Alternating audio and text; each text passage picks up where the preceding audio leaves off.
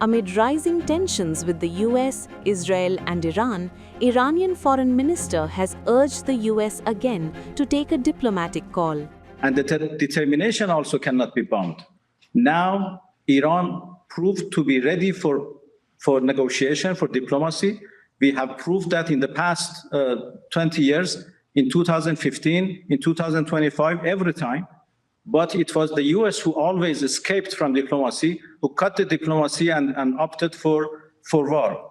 My message is, between war and diplomacy is a better way, although we don't have any positive experience from the United States, but still diplomacy is much better than war. But it is up to the US president to decide. This comes after the Trump administration confirmed that US has kept the option of airstriking Iran as an option.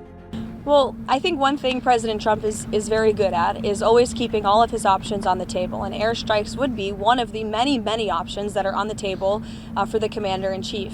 Diplomacy is always the first option for the president. He's told all of you last night that what you're hearing publicly from the Iranian regime is quite differently from the messages the administration is receiving privately, and I think the president has an interest in exploring those messages. However, with that said, the president has shown he's unafraid to use military options if and when he deems necessary, and nobody knows that better than Iran.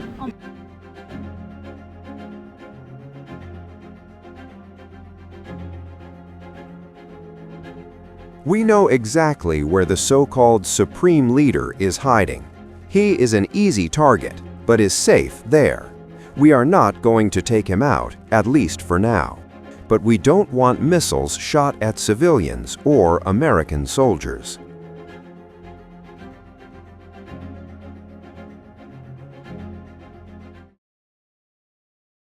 The Iranian government has not stayed mum and has also threatened Trump. به رئیس جمهور متوهم آمریکا دارم.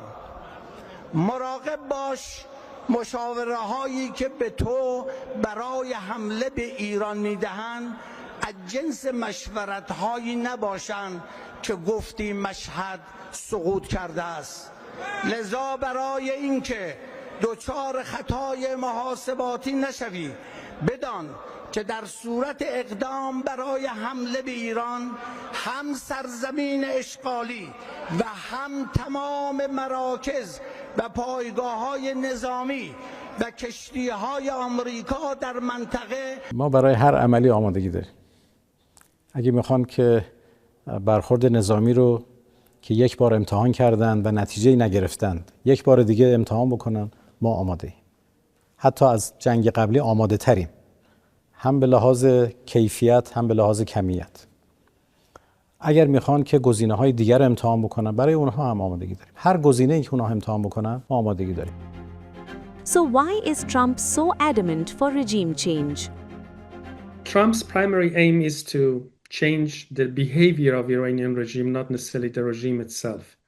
And therefore it will has used the pressure coming from the protesters internally and the pressure it puts on Iranian leadership psychologically by making the threat of intervening if they keep killing the protesters to extract, to get the concessions it wants from Iran.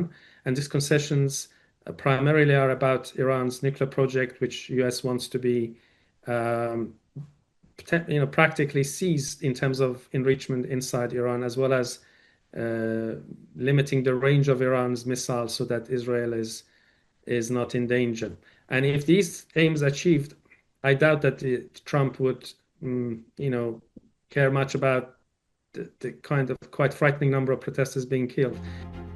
In a recent statement, the exiled Prince of Iran, Reza Pahlavi, has given an overview of how Iran will look like if the Khamenei government is abolished. Security and foreign policy, Iran's nuclear military program will end. Support for terrorist groups will cease immediately. A free Iran will work with regional and global partners to confront terrorism, organized crime, drug trafficking, and extremist Islamism. Relations with the United States will be normalized, and our friendship with America and her people will be restored. The State of Israel will be recognized immediately. We will pursue the expansion of the Abraham Accords into the Cyrus Accords, bringing together a free Iran, Israel, and the Arab world. Iran will adopt and enforce international standards. Money laundering will be confronted. Organized corruption will be dismantled. Public institutions will answer to the people. This is crucial, with Pahlavi gaining active support from both the US and Israel. ישראל עוקבת בדריכות על הנעשה באיראן. הפגנות למען החירות התפשטו ברחבי המדינה. העם בישראל, העולם כולו, משתאה מול הגבורה האדירה של אזרחי איראן. ישראל תומכת במאבקם לחופש ומגנה בתקיפות את מעשי הטבח ההמוני באזרחים חפים מפשע. כולנו תקווה שהאומה הפרסית תשתחרר מקרוב מעול העריצות, וכשיום זה יגיע, ישראל ואיראן יחזרו להיות שותפות נאמנות בבניית עתיד של שגשוג ושלום לשני העמים.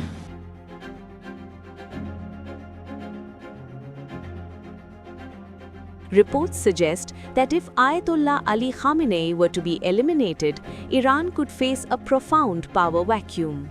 An 88-member body of senior clerics, Iran's Assembly of Experts, hold the authority to appoint a successor, potentially opting for a single leader or a leadership council in secret. Top contenders within the current establishment include Mujtaba Khamenei, the Ali Khamenei's son and a mid-ranking cleric with deep ties to the IRGC, Ali Reza Arafi, deputy chairman of the Assembly of Experts, Ali Asghar Hijazi, who oversees security affairs in Khamenei's office, and Mohammad Golpaigani, chief of staff with extensive administrative knowledge.